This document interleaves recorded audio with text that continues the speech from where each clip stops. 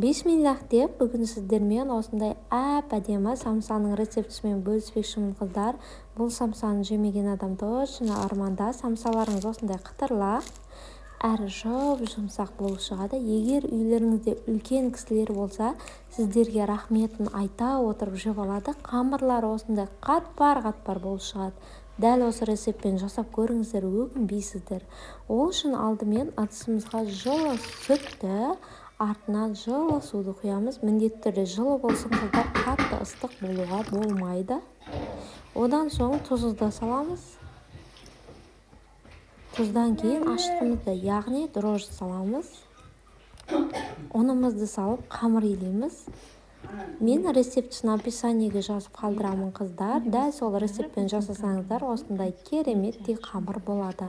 Бетін жауып көтерілгенше жылы жерге қоямыз.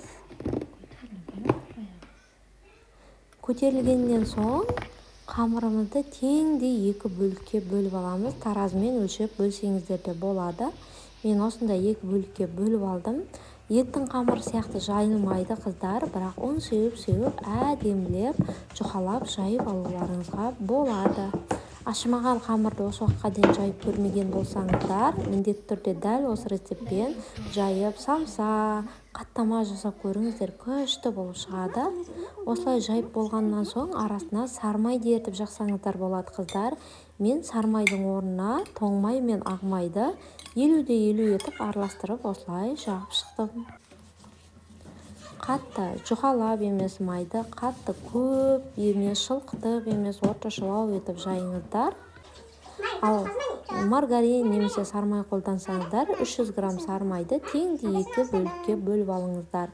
Майын толық жағып болғаннан соң екінші зола жайған қамырымызды осылай үстіне қойып шығамыз. Оның да арасына осылай майын жақсылап жағамыз, сеуіп. Орташа етіп, қатты шылқытпай майды жағып шығыңыздар. Сонымен осылай қысып рулет етіп орап шығамыз. Қатты қыспаймыз, міне осылай ғана орап барлығын реттеп аламыз. Міне осылай орап болғаннан соң дөңгелектеп пакетке салып, бір жарты сағатқа морозильникке салып алсаңыздар болады, немесе 1 сағатқа холодильникке қойыңыздар. Міне біздің қамырымыздың майлары сіңіп, уже дайын. Одан соң өзімізге керек бөліктерге бөліп аламыз. Менде бір 25-20 граммнан бөліп шықтым. Қатпарлар осындай күшті болып шығады. Қалай кессеңіздер, дәл солай тұрсын қыздар. Міне, менде кесілген қалпында тұр. Ұнға бір малып алып жаямыз.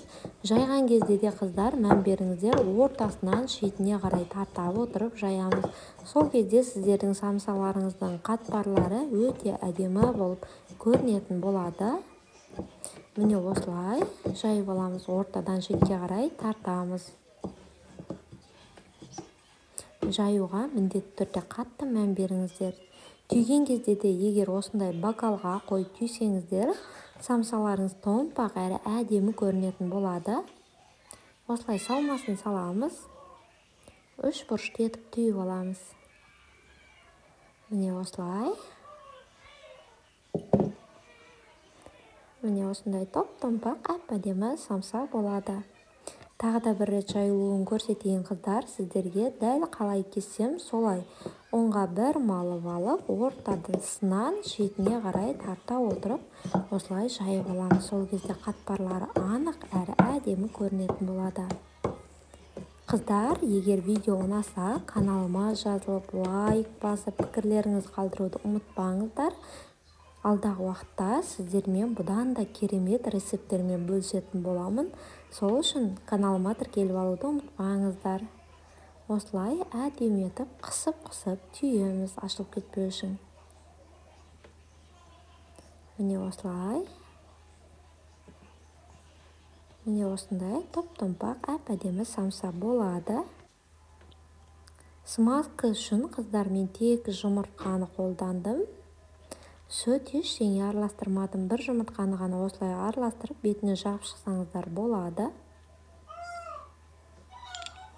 Бәріне жағып болғаннан соң қара күнжіт пен ақ күнжітті араластырып осылай сеуіп шықтым.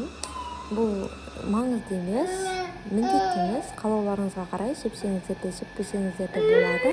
Алдын ала қыздырылған пеште осылай қызартып әдемілеп пісіріп аламыз. Міне достар, самсалар дайын. Назарларыңызға рахмет. Сіздермен болған Жанар. Ас болсын.